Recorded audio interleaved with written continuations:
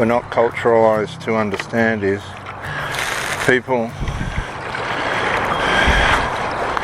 can get tired of one another. Now it can be both ways, or it can be one way, but the fact of the matter is people can get tired of one another, and that can play a price, take a toll on the relationship.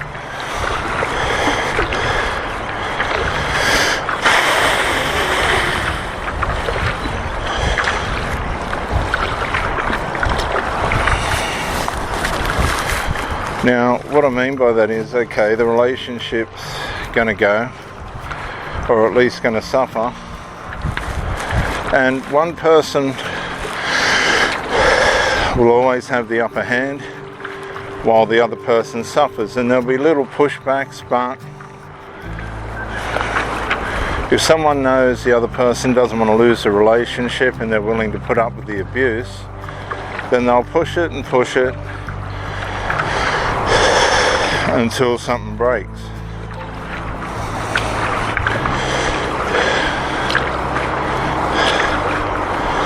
And full moon this morning, viewers, over the mountains. There's a little bit of haze from bushfires here at Gosford on the central coast, New South Wales, Australia.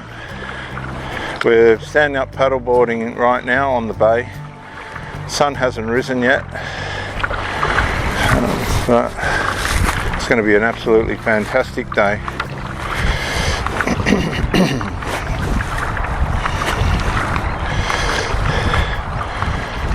Now, when you're in a situation where your value has been diminished, you need to step up.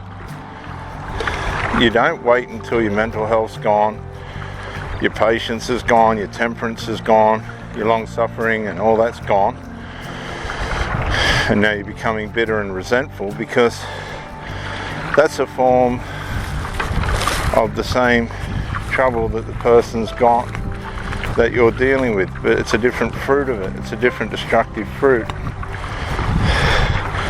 where you now are starting to lose value and become careless, because this is what it all is, carelessness with the person that you're in a relationship with.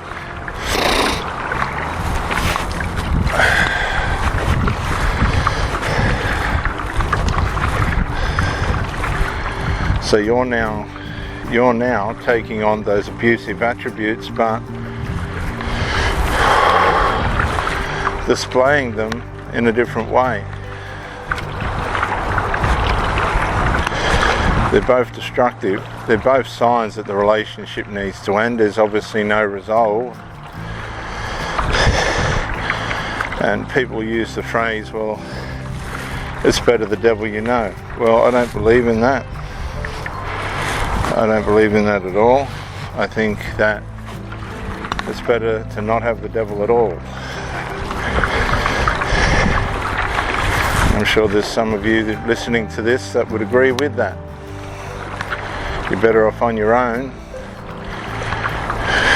than with someone that's going to torment and harass you while taking supply, emotional and intimate supply, from you.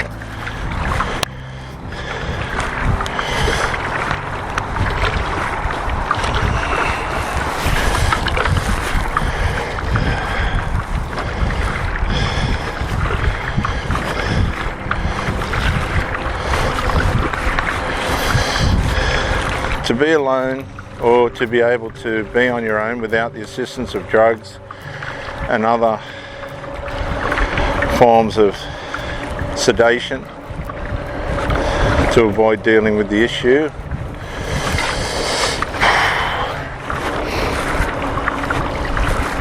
You need to have this part of your life in place, not in a selfish, negligent way, because the sinner, the narcissist, will use the ability to be on their own as a form of punishment. I'm talking about just the peace and harmony and capability of being on your own because you're content and happy with yourself. That's what I'm talking about.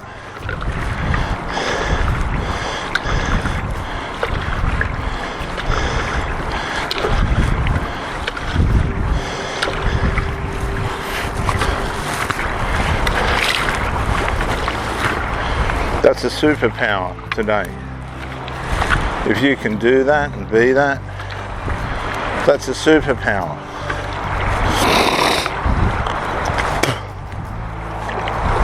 Excuse me.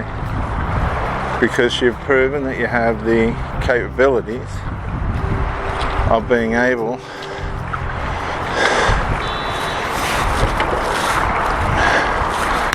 to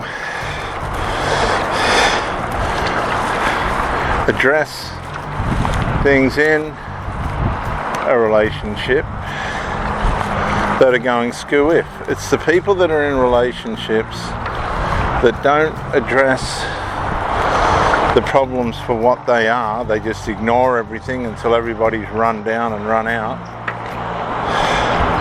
that are the problem.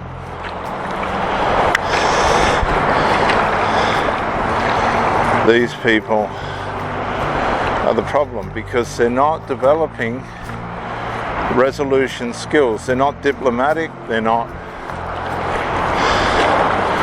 able to stop the problem before it gets too big.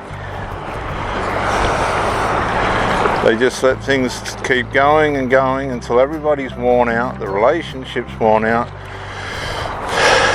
the abuse has come too much,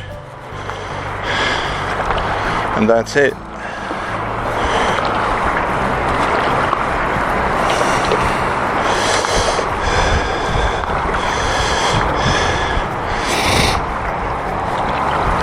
And there's people that will encourage this kind of mentality and play into this kind of mentality if it suits. There's a lot of people that have high moral principle, but they find themselves in immoral situations and they'll bend to the immorality to meet a need, but then they'll soon find out that the immorality has no faithfulness or loyalty to the welfare and health of the person that they're with. None. Absolutely none.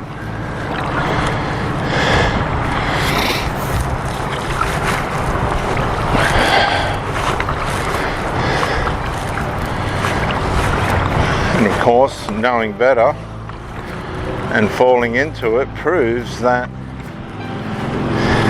we are all susceptible to sin.